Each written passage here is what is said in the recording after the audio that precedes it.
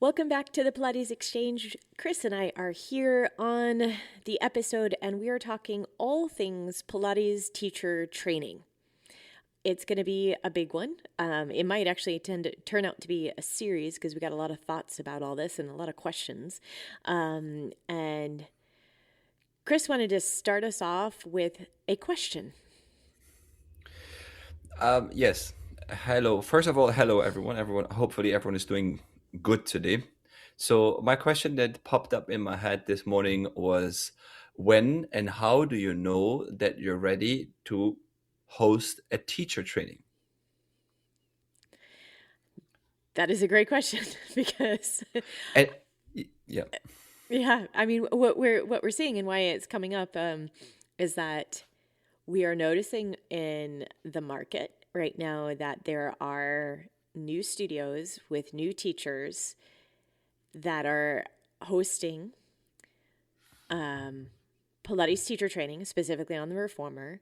And we know for facts that they didn't complete another teacher training certification, and I have issues with the certifications anyways, but B, they have not been teaching more than 6 months. So it brought us to this whole idea of like, how do you know? And yeah, Chris, do you want to jump in and give me your Yeah, it's just when it popped in my head, this question, when I saw that I I call this reformer studios there popping up now. Please, no offense. I don't want to make fun. We don't make fun of anyone. I just call them pop-up Pilates studios.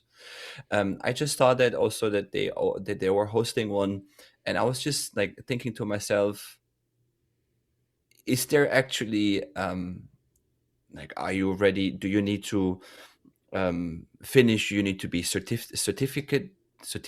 No, that's not the right word. Do you need to host? certified. Do you need to certified? Yes. Do you need to be certified? That's a funny way. It's German, you know. So do you need to be certified in order to host a Pilates teacher training? And even though it's only on the reformer, but sometimes that's also enough. And do you need what do you need, or when do you know that you're ready to do that? And I was thinking to myself, I would say, if looking back, when I had finished my teacher training and received my certificate, I was still like kind of in a learning process. It was just another next step into my teaching career. And I I would say, I think I wouldn't have been ready at this time to host a teacher training, because I had started teaching and there were so many things I still had to learn, even though I know the exercise, I know how to structure a class. But for example, if someone is coming in and is having some issues here and there with some knees, like regular, everyone has some issues, and you don't really have the experience, and how do you then kind of coach or tell the person what to do? The same thing, if you host a teacher training and a question is coming up, that person cannot do this and this and this exercise, then what do you give the person instead? Is it then kind of a one fits all, that everyone has to get pushed into this one type body that is able to do everything? So these are all my questions, and actually I don't really have an answer. So maybe, Hannah, today we can find out, we can do it together, kind of finding what it takes, what you need, or when you're ready to host a teacher training. Yeah, I think it starts by understanding what the problem is and why you're doing it. And I think hosting right now, what I see on the market, hosting specifically reformer teacher trainings are coming from three different maybe pots of different areas. One would be that you need teachers, so you're going to train them yourself. That would be one avenue. Second avenue would be that you're looking for more money in the studio and teacher training brings in more income. Or third, you are really an educator and you don't need possibly, or maybe it's a combination of all those things, but you are an educator by nature and you would like to give back in that way. And those, I think there could be those could be all intertwined quite a bit, but it sort of it falls into those categories because there's some of us that have been in the teacher training area for a longer time. And then there's, like you're saying, there's some people that are really, really new to this, and we have to sort of understand their motivations in order to understand where the problem really is. Because I personally feel that it is a problem to not have enough experience and then give a teacher training. Like, you know, you don't know what you don't know, but there's a, there's an obligation when you are giving a teacher training to give high quality information. If you do not have it, then how can you give it further? Yeah, that's. Does that make sense, Chris? Yeah, that makes total sense. The 3 points makes total sense. So there are then basically also here in Germany there are no standards. Well, So that's basically, so basically, you could take one reformer class. I'm just exaggerating. It's not that we are planning or someone doing it, just exaggerating. And we're not making fun of everyone. We just of anyone. We're just talking about it. yeah. So if I would have been never had any Pilates experience, I'm taking one maybe intro to the reformer class, and after that, I decide to host a teacher training. No one can hold me back. Is that correct? That is correct. At least, so we were talking about like the, we know, of course, that there's not a trademark on the word Pilates. And so it's open for anyone to use in any capacity. And in some, so that's just the way it is. Those are just the facts. So then it would be up to like the certifying bodies or the, not even certifying bodies. Let's say what the, you have the certifying bodies. So you have like the, maybe the specific brands that are out there that have their own teacher training programs. And then you have professional organizations that then say, okay, all these Pilates teachers pay some money and we create an organization and we're supposed to protect you. Right. And here's where I think that that one is falling apart as well. And there's different organizations for different countries and different regions. Some of them are doing a little bit better job than other areas. Even within those organizations, the ones that I'm familiar with, there's a varying degree of what is acceptable as if someone applies to be a teacher training institute within those organizations. So basically, you have to go through an application process and you pay some money, and then you can have your teacher training listed with one of these organizational bodies. I do see a problem with the standardization, which would be really hard to do. But so standardization of like, what do we want to teach in a teacher training? How do you know these exercises belong there? What do we do with the evolution of Pilates in general? I think they're huge questions that require a lot of deep thought and talking about. So then I have so many questions today. No, then let's say we're going back to me. I'm pursuing my dream of only being a one-time class taker, and I'm hosting my own, and I open my own Pilates studio. I only have reformers, and then I open up my own teacher training, and I'm teaching other people what I know so far. Well, Yes, let's just be really honest. I'm sorry, I'm going to jump in there. We yeah. know of one studio that the owner is not certified. That could happen. Okay, so as a business model, like someone decides that they want a business of doing this. So the owner is not certified. They have all trainers, so I'm having like air quotations here, that are also not certified, and they are also now offering a teacher training, which is bonkers to me.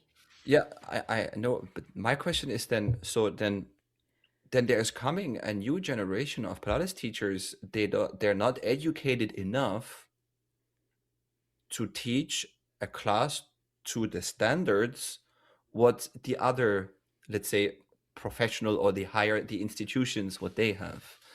So then you have teachers out there, they just do all this social media, Instagram, whatever they see, TikTok exercises without respecting the traditional ones because they don't know if no one taught them. I'm just assuming that.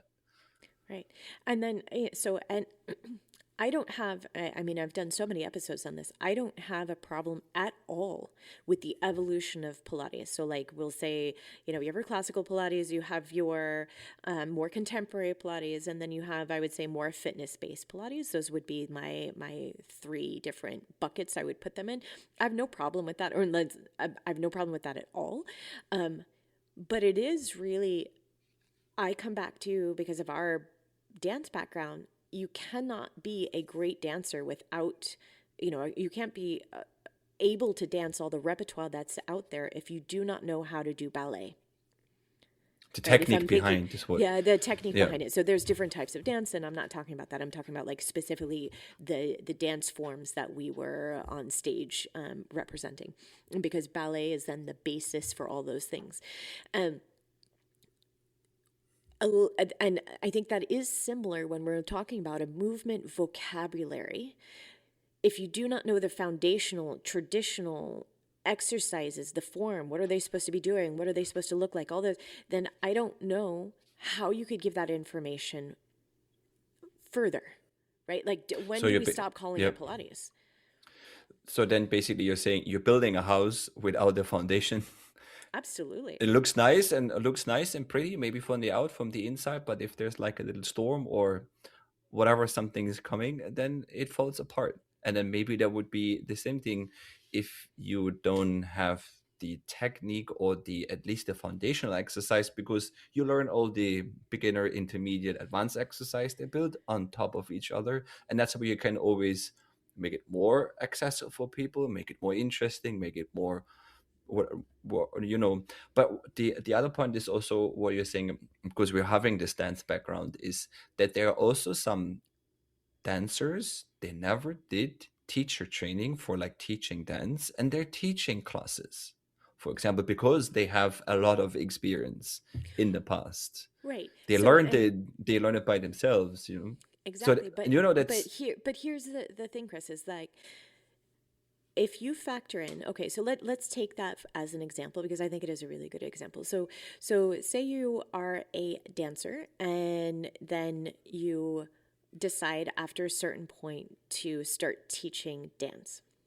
How many years do you think they danced before they started to teach dance, for the people that we know I in mean common?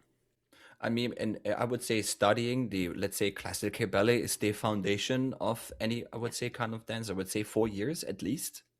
Oh, way more than that. More than that? Well, yeah. And like, Yeah, you I think mean, about, I'm, when did you start dancing, Chris?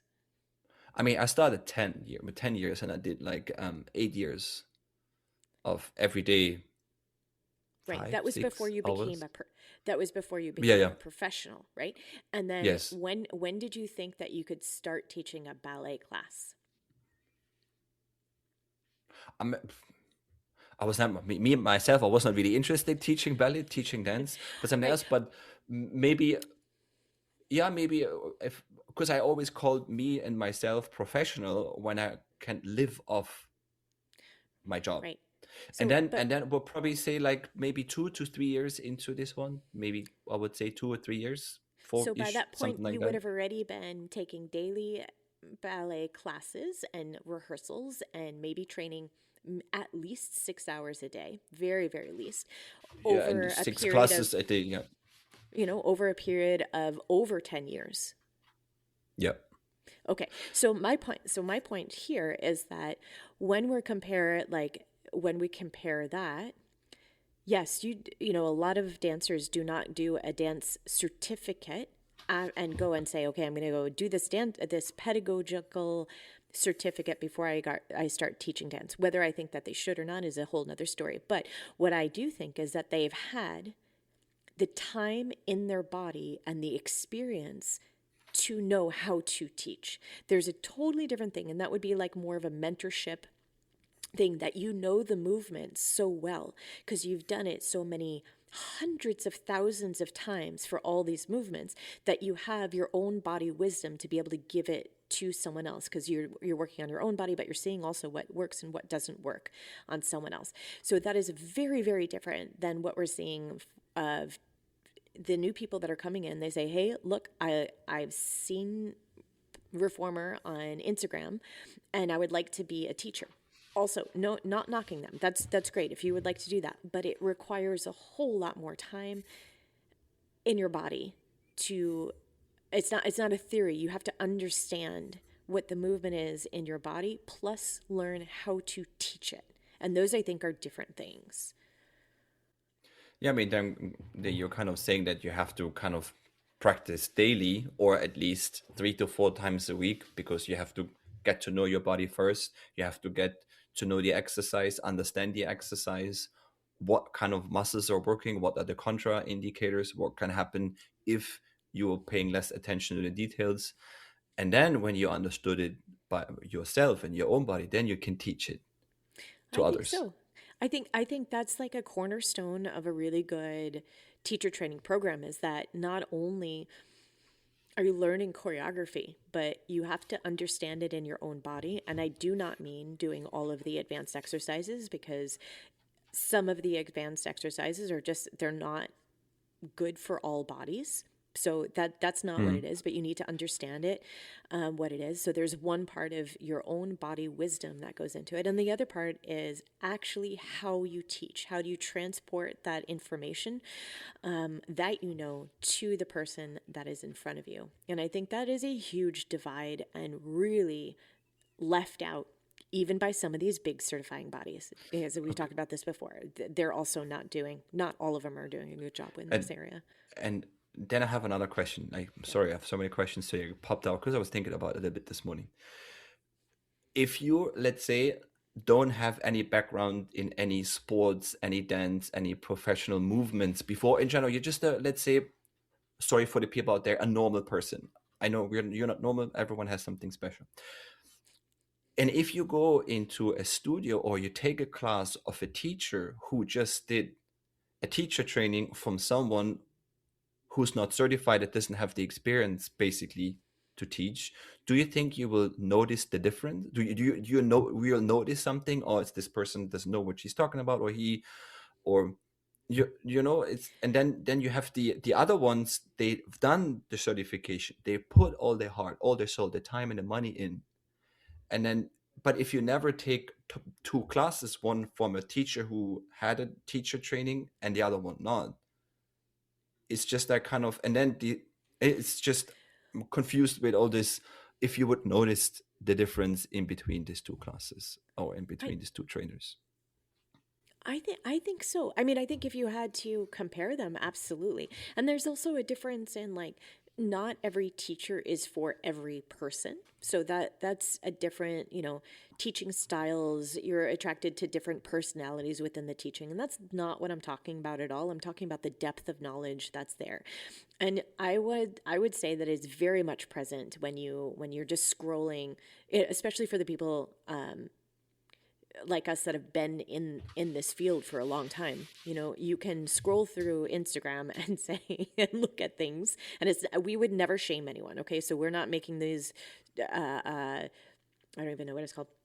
We're not making these social media videos where we're making fun of people. Not at all. We will never do that. But you see the depth of what they are offering. Like there's exercises that shouldn't happen. They're just plain dangerous, and they're putting it out there. Or there's exercises that are out there that it's like adding 10 props to the reformer. Why do you like? It shows me you don't understand what the movement is and why you would be doing it. There's just a depth of knowledge, a lack of depth of knowledge there. Yeah.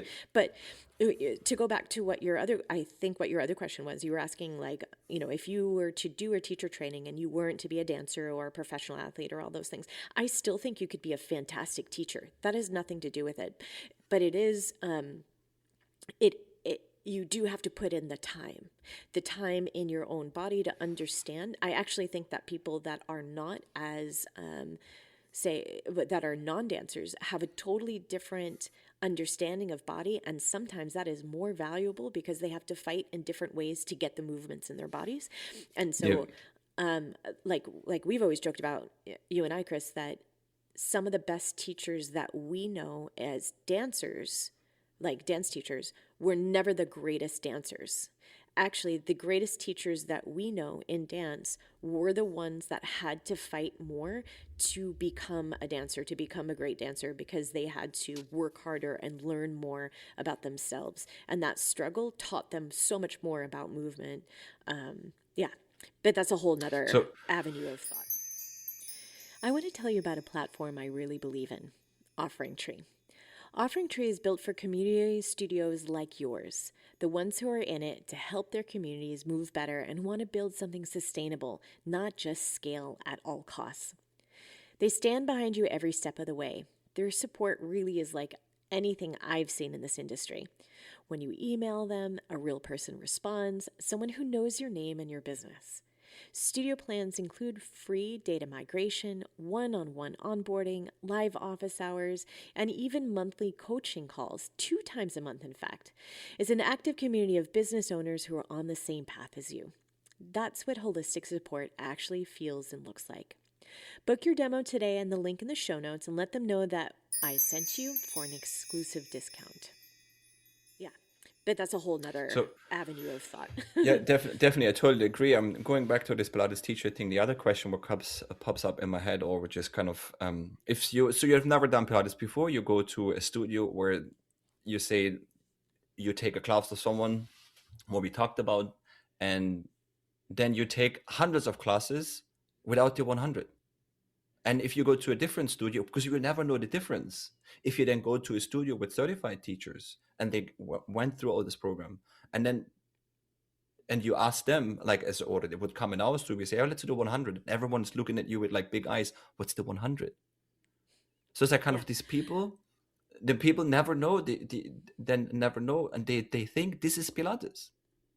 Oh, I don't yeah. want to say what Pilates and what is not, but I have the feeling they get taken the chance away of experience Pilates in the, let's say, traditional way. Yeah, yeah. I mean, that's true. The 100 is like, um, we were It's one of helping. the, yeah, Yeah, yeah. And, it yeah. was funny. Like, a funny story is that, like, um, we were asked to be an outside adjudicator for a different fitness studio, and they were auditioning a Pilates trainer. And so we were asked to go in and just take a class, and they didn't know us. And it was like a private audition for this trainer.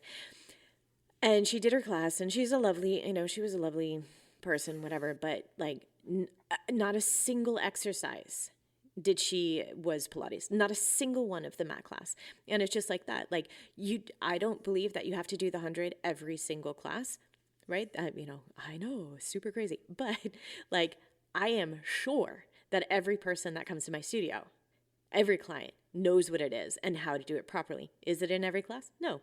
But like, if they go someplace else, we are, for another class, I'm sure that we're educating them in a different way. So to go back to your, in the case of when we were adjudicating and we gave our recommendation, we said, hey, lovely teacher, but that's not Pilates. We were honest. Don't know what happened afterwards, but, there is, like you're saying, that there is,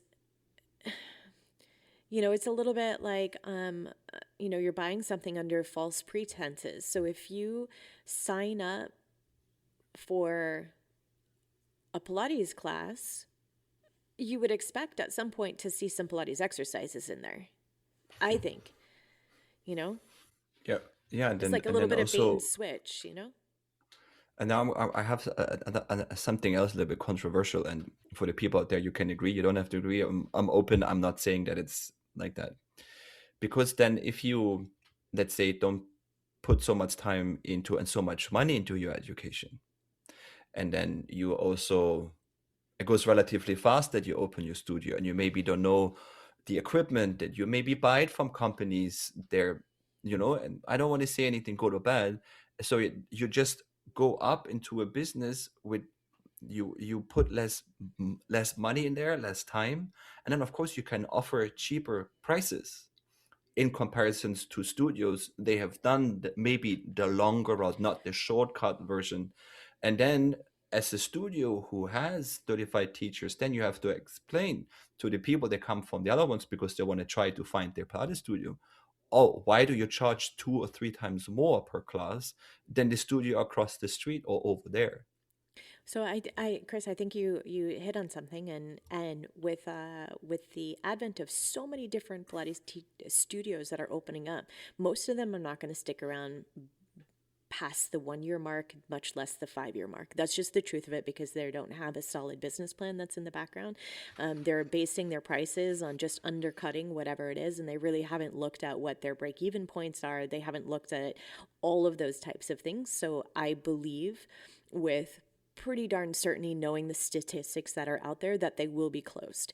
And that's just the way it is. And a little bit is based on, a faulty business reasoning. And then another is like, just, is the quality of your product on par with the other studios that are around there? And, can we educate the audience that's there? So that they're looking for a good quality product. Now, I have to say, there's always going to be, like, when you go out, if we were to make the comparison to a restaurant, there's always going to be like McDonald's, or like, I don't even know what, like the a different fancy restaurant that offers burgers, Or or maybe there's always going to be like a wide mix of things, yeah, maybe a restaurant where you pay $80 for a dish, or €80, and then you have McDonald's. We're not going to say what is good, what is bad. right. It's just a choice. Yeah, Exactly. So expensive doesn't mean better always, but yeah. it's you could be, but you could know, with probably, that if you are, as far as like in the Pilates world, if you are expecting, premium prices, you should be offering a premium service there. And that is, what I require as a studio owner, is that I only hire what I find to be excellent teachers. But if you have opened a studio and you underestimated the demand, and now you're just looking for teachers, anyone, to start filling those spots, what happens is, and I understand this, like, you're just looking for any teacher, and then, oh, screw it, then I'll just certify my own teachers, because the certification is not, anyone could do it here in Germany. So anyone could just say anything. Okay, now, ta-da, you're certified, come teach at my Yep. studio, Yeah. and and like, I do think that if people had the experience of trying both of those experiences, that they'll be like, oh, there's the difference, right? But not everyone will go out and experience everything, because maybe, that first time was enough to be like, hey, I'm done. Like, what was all the hype about? Like, reformers. Or maybe let's do the opposite. What happened to someone who was training with a studio where everyone was highly trained, and they're going to see just the class on the other studios where they didn't put that much value on education? That must be like kind of devastating, or kind of like I don't know. It just also came to my head how Well, this experience would be. yeah. Do you mean from like a teacher training perspective or a client perspective? No, a client perspective.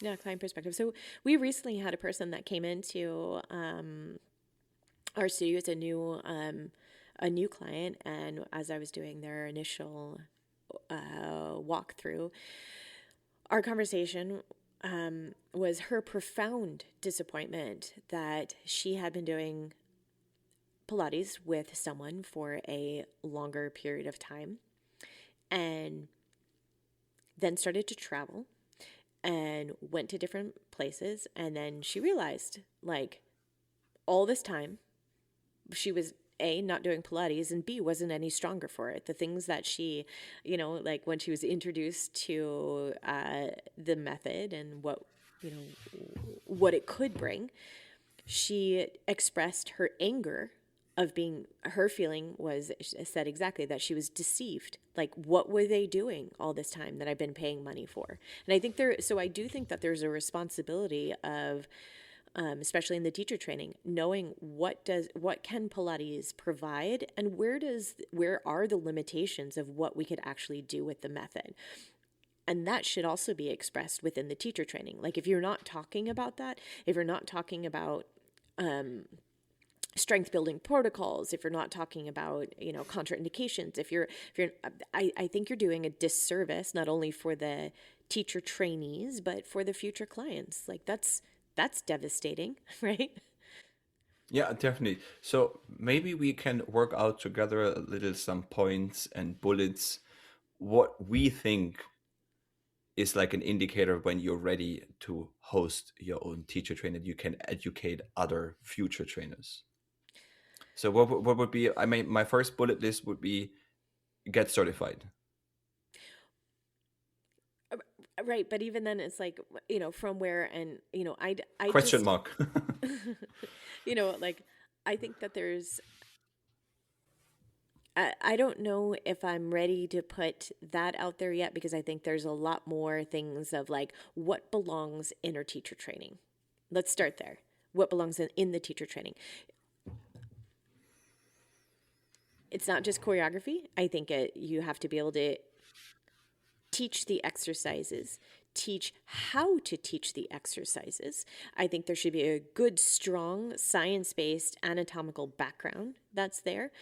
There should be practice teaching time, right? Under supervision from the person.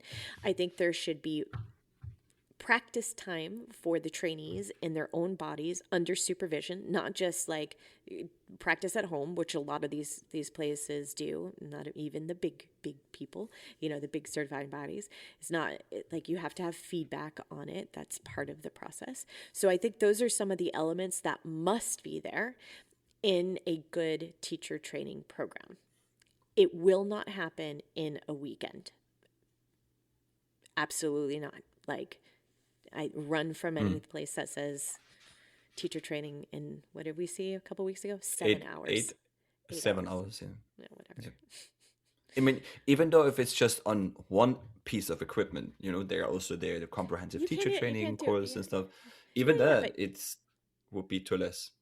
yeah, So too maybe less. that's also maybe that's something for the people out there. If you have, what would be your ideals, or what would be your bullet points to when you're ready to become a teacher training host? So it would be interesting. There are probably so many different kind of ways and different comments and different ideas and different opinions about it. And again, I'm just saying we're not saying that it's what we're saying is right, what we're saying is wrong. We just open up the conversation to something which we believe in is not yet ideal. There could be some better ways of making sure that we have a level, a standard when it becomes to movement, because you can also hurt people, you can do things wrong, people get stuck, people get injured if it's not the right way, the right form, or the right exercises for this person. That's true. No, I think you're absolutely right, and I believe that the beginning of changing what the standard is, especially with the hype of reformer right now, is to have the hard discussions and really, as an industry as a whole, like we need to have the hard conversations. We need to decide on what's acceptable and what's not, and then go forward if we want to keep the standard of excellence. Yes, then so my question would be now one last one question. Okay. How would look an ideal teacher training for you?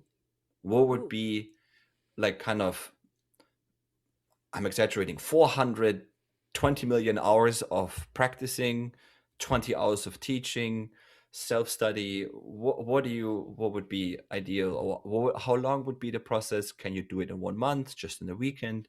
Do you need to take time off and study for a whole year and leave the country? Or I don't know. Great. All right, so I'm going to be really controversial here, right? There is Okay, no yeah, I'm there's going no to right and no wrong. It's your opinion, so this you is can. so my opinion,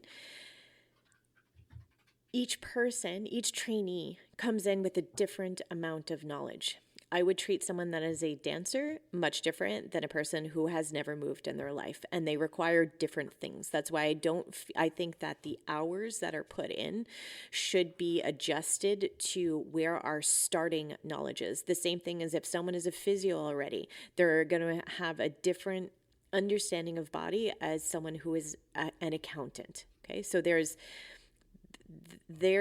needs to be room for adjustment that's in there. But my things that must be in there, I believe that it takes minimum of 1 year to, like, if we're talking about a comprehensive program, it takes minimum of 1 year. I believe that in that year, you are going to be working a lot on your own body. You're going to be doing a lot of deep dives of understanding human nature, and motivation, and how to motivate people, how to get people to move. We need to understand the science of getting people, like how they learn. So that's important.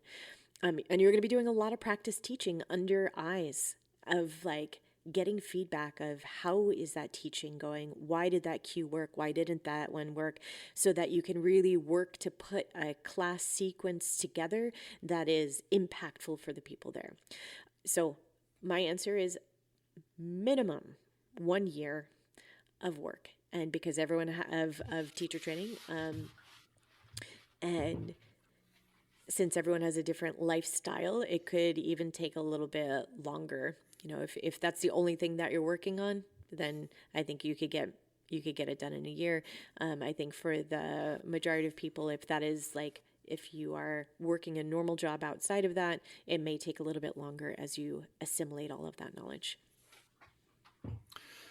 That's some many good points for our listeners out there.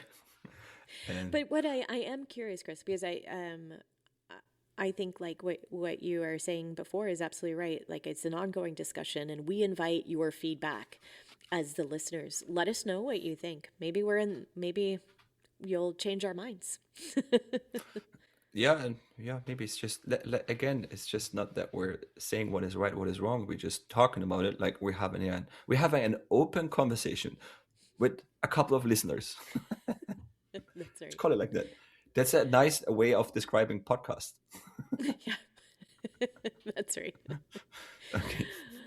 Well, we'll go. We're gonna add on to this conversation in the coming weeks, because I think it is a really important one. I do have some strong ideas about what I think that the industry needs to be doing as a whole, to elevate our training as certifying.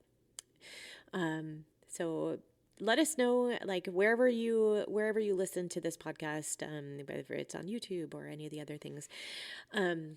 Let us know what you're thinking. Send us an email, contact us on social media. We are on all the places. Yeah, thank you for listening. Yeah, then we're going to wrap it up.